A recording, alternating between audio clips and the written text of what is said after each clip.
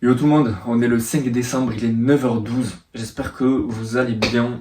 Avant de commencer cette journée, comme d'habitude, je vous fais une petite vidéo pour vous parler d'un sujet précis qui touche le trading ou pas, mais aujourd'hui en l'occurrence, ça va être plutôt un sujet qui concerne le trading parce que il y en a partout. Tu vas voir de quoi je te parle, tu l'as vu dans le titre. Il y en a partout, mais c'est dans le trading où on veut éviter d'en avoir. Voilà. Je vais t'en parler aussi parce que j'y ai pensé, j'ai réfléchi à ce sujet-là, ça m'est venu parce que peut-être que tu regardes cette vidéo 2 mois après, peut-être que tu regardes cette vidéo 2 ans après qu'elle est sortie, je ne sais pas, mais aujourd'hui, alors je te parle, le Bitcoin a dépassé les 100 000 dollars. La fameuse, le fameux niveau des 100 000 dollars qui était tant attendu par les investisseurs, par tout le monde. Mais qu'est-ce que ça veut dire? Ça veut dire que les médias vont parler, tu vas entendre sur les médias, à la radio, le Bitcoin a dépassé les 100 000 dollars. Tu vas entendre que le Bitcoin a dépassé les 100 000 dollars dans la bouche de gens qui n'ont jamais acheté les cryptos, qui n'ont jamais touché aux cryptos et qui l'entendent pour la première fois aujourd'hui. Attends, je passe juste mon trade ABE. Tac, parce que je suis dans une position là, achat DAX. Tu vas entendre le mot Bitcoin à 100K dans la bouche de personnes qui n'ont jamais entendu parler de crypto, qui n'ont jamais parlé de crypto. Et qu'est-ce que ça va entraîner pour les personnes qui sont novices dans ce moment-là? Ça va entraîner du FOMO.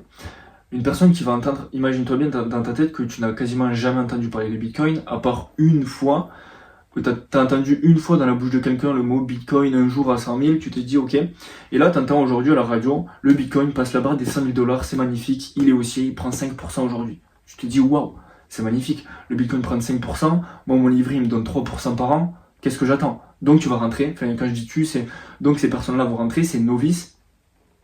Et ça entraîne du FOMO parce que tu te dis putain, mais s'il va à 200 000, j'ai envie d'être dans le train. S'il va à 300 000, j'ai envie d'être dedans. J'ai pas envie de passer à côté de ça, c'est révolutionnaire. Donc les gens vont rentrer, vont rentrer, vont rentrer. Et c'est justement à ce moment-là où les whales, c'est les gros portefeuilles, en profitent pour liquider tout le monde, pour rota sur des altes. Mais je veux pas parler de crypto, je vais pas donner de conseils parce que c'est pas ma spécialité. Moi, j'investis uniquement sur le long terme les cryptos parce que c'est quelque chose qui m'intéresse, mais je suis pas non plus passionné par ça, j'investis vraiment pour spéculer dessus.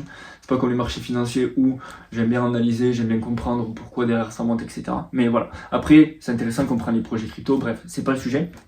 Je te parle aujourd'hui du FOMO, et en fait ce qu'il faut que tu comprennes c'est que le FOMO c'est vraiment une émotion négative qu'il faut à tout prix éviter en tant que trader, ok? Le FOMO, c'est quoi? C'est la peur de manquer un mouvement. Ça arrive pas que dans les cryptos, ça arrive dans tout. Tu peux voir, par exemple, le Nasdaq et le SP500 aujourd'hui qui sont à leur ATH. Tu peux dire, il faut que j'achète le Nasdaq et le SP500 parce que s'il va au ciel, il va partir sans moi. Et c'est justement dans ces moments-là où le FOMO prend le pas et c'est vraiment pas bon. Donc le FOMO, premier biais négatif, c'est la peur de manquer un mouvement. Il faut à tout prix l'écarter. Parce que c'est justement à ce moment-là où c'est au plus haut, tu vas vouloir acheter, le problème tu vas te faire liquider ou tu vas rentrer en levier, je sais pas. Bref, le FOMO, écarte-le. Ensuite, il y a l'overtrading. Peut-être que si t'es pas dans le trading, tu vas comprendre, mais si tu vois de quoi je parle, forcément, toute personne, vraiment je dis bien toute personne avec un minimum de temps passé en trading a déjà rencontré ce biais, le FOMO et l'overtrading. Qu'est-ce que l'overtrading? C'est tout le temps vouloir trader, te refaire. Tu prends par exemple un SL, tu décides de direct rentrer après parce que tu estimes que ton billet est bon, parce que tu estimes que tu as pris un SL mais que ça va quand même aller plus haut, que ça va monter ou que ça va baisser si tu es en short, etc. Et l'overtrading c'est vraiment quelque chose de mauvais. Je vais pas te mentir, ça m'arrive de temps en temps, même encore maintenant, même ça fait un petit peu de temps que je suis sur le trading, ça m'arrive d'avoir ce biais-là, ça m'arrive de vouloir overtrader, mais maintenant j'ai cette expérience pour pouvoir prendre du recul et me dire ok, là je suis en train de vouloir overtrader, j'ai un biais négatif, c'est pas du tout bon, faut que je stoppe les écrans. Et j'arrive à m'en rendre compte, tout le monde est touché par les émotions, ce qui va différencier c'est la manière dont tu vas réagir et dont tu vas les interpréter.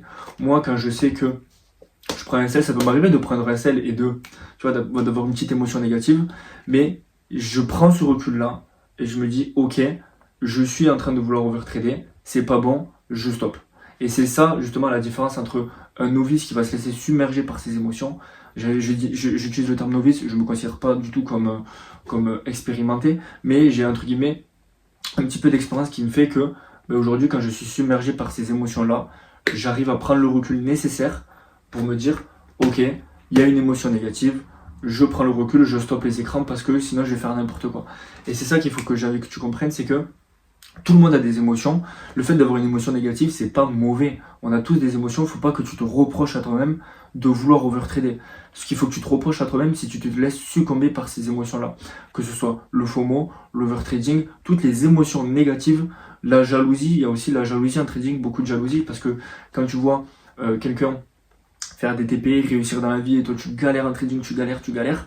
J'étais avant jaloux des gens qui réussissaient, mais la jalousie c'est pas du tout bon. Parce que si tu es jaloux de quelqu'un en trading, c'est que, ça je l'ai lu dans le livre L'Almanach de Naval Ravikant, je te le conseille, il est incroyable ce livre. Si tu es jaloux de quelqu'un, ça veut dire que tu es prêt à prendre son physique, sa vie, ses proches, sa famille, tout. C'est pas juste prendre... Ah, alors attends, je vais manager ça parce que j'ai touché une alerte. Celle limite, excusez-moi, c'est les aléas du direct. Parce que comme je suis en position là, tac. Voilà. Comme j'en étais, oui. Ça veut dire que tu es prêt à prendre toute sa vie, tu es prêt à prendre ses proches, tout ça. Et la jalousie, c'est vraiment pas bon. Des fois, la jalousie peut être bien si tu t'en sers pour te motiver justement, que tu puisses te dire, ok, j'ai envie d'avoir la vie qu'il a, donc je vais me donner les moyens, je vais me surpasser. Et là, en l'occurrence, tu transformes une émotion qui à la base n'est pas forcément bonne en un moteur. Par contre, tout ce qui est FOMO, overtrading, etc., c'est vraiment des émotions négatives qu'il faut sortir. Il y a peut-être d'autres business où le FOMO est bien, peut-être le dropshipping, je sais pas, d'avoir du FOMO, de vouloir, je sais pas, peut-être que dans certains business, c'est bien, mais en l'occurrence, en trading, l'overtrading et le FOMO, c'est pas du tout des émotions qui sont viables sur le long terme, en l'occurrence. Donc voilà, c'était un petit peu tout ce que je vais te dire aujourd'hui. FOMO, overtrading, mets-les de côté. C'est pas mauvais, ne te reproche pas d'avoir ces émotions-là. Ce qu'il faut que tu te reproches, c'est si tu te laisses succomber par ces émotions. Sur ce, je laisse mon trade tourner. Je suis sur un achat DAX. J'ai mon trade ABE, j'ai mon premier TP sur le previous daily high et mon deuxième TP plus haut au ratio 2. Donc voilà, je vous laisse ici. Du coup, on aura un trade recap ce soir. Maintenant, si t'as pas suivi, je fais un nouveau format.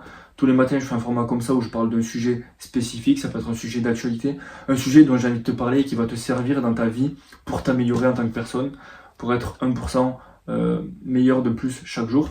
Enfin, 1% meilleur chaque jour, bref, tu m'as compris.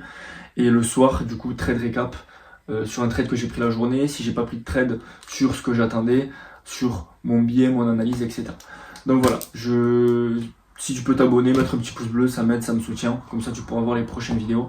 Et je te dis à la prochaine.